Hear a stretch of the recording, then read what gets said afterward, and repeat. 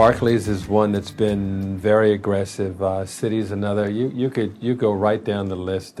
Jefferies, UBS, Oppenheimer, very aggressive now in trying to gain access for their institutional clients to senior management. So they are willing, eager, and bring a lot of resources to helping us reach the right target. There are very good reasons to have sell-side accompany an executive management team on a non-deal roadshow.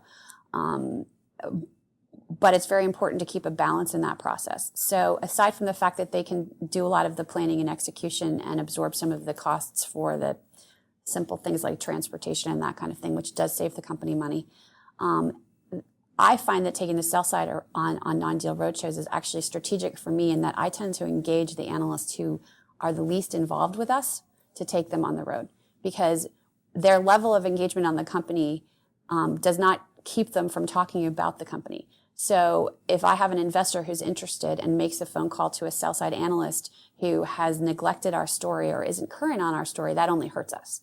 So we use the non-deal roadshow as actually a means of forcing, for lack of a better word, sell-side analysts to get engaged on the story, because they'll spend an entire day with management.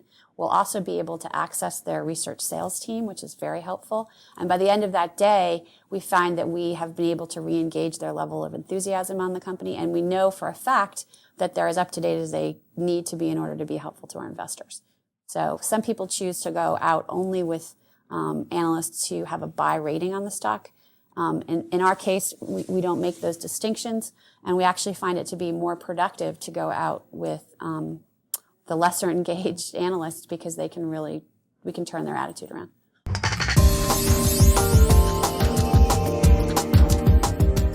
Everybody is responsible for keeping budgets down. I frequently find that the IR budget at the companies I've been has been one of the smallest budgets of all the budgets in the organization. So there's not as much to cut. I think that one of the ways to do that here at CA, we actually transitioned our listing and have been able to take advantages of some of the services that the NASDAQ provides at very attractive rates. So things like surveillance and shareholder.com hosting our website. Because of the association with the NASDAQ, we've been able to drive value at a lesser rate. So I think that that's been important. Some of the areas that we have chosen to spend less money would be in the form of an annual report. So we do a glossy wrap on our 10K. We find that that is perfectly sufficient for what we need to accomplish with the 10K and the annual report. So that's allowed us to save a great deal of money and time. Yeah, austerity is today's mantra across corporations, and it's as apparent in investor relations as any other area of the company. We have been asked to do more with less. All the things I talked about suggest more, greater demand on investor relations. We used to have an outside consultant set up our meetings. Now we do that ourselves. We do a lot of targeting ourselves. We've always used an outside service to assist us in targeting equity analysts, but now we are doing the fixed income targeting ourselves, a lot of that ourselves. In terms of management's time, we are doubling up. We are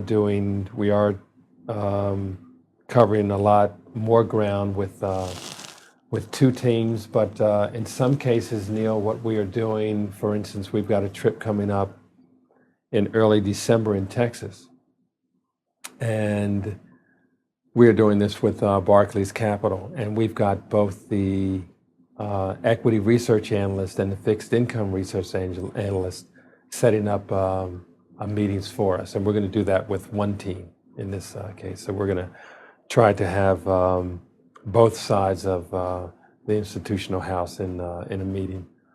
Otherwise, we'll just spend an extra day there. So it's a much more efficient use of our chief financial officer's time.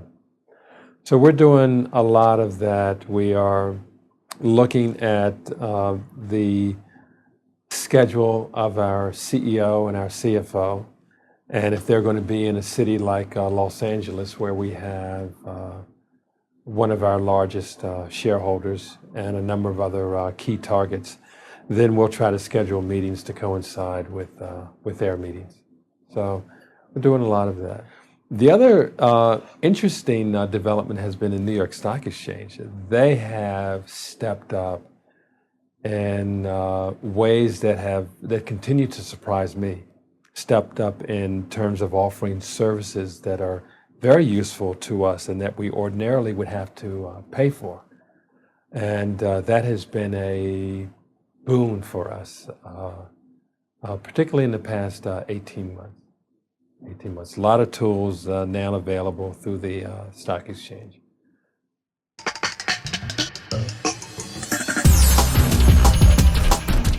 So what we've been working on doing is actually changing the strategy of investor relations from being very financially focused, a very P&L based communication form, to being much more strategic in nature.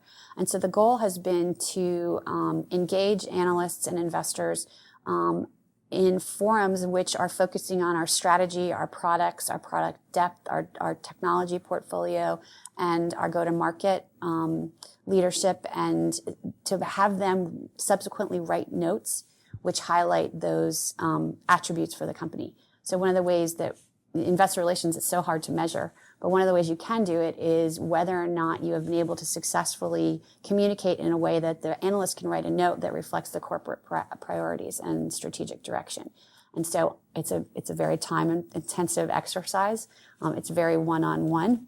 But what we are seeing is an increase in notes published that reflect the corporate positioning and what we want to achieve, which is great because that's the message we really want to be delivering to the street. Crisis aside, that need to communicate has become so critical. Investors have become so demanding, and our peers have become aggressive enough that we cannot afford to wait for our investors to call us. We have to be proactive. We have to be proactive. We have to be increasingly transparent.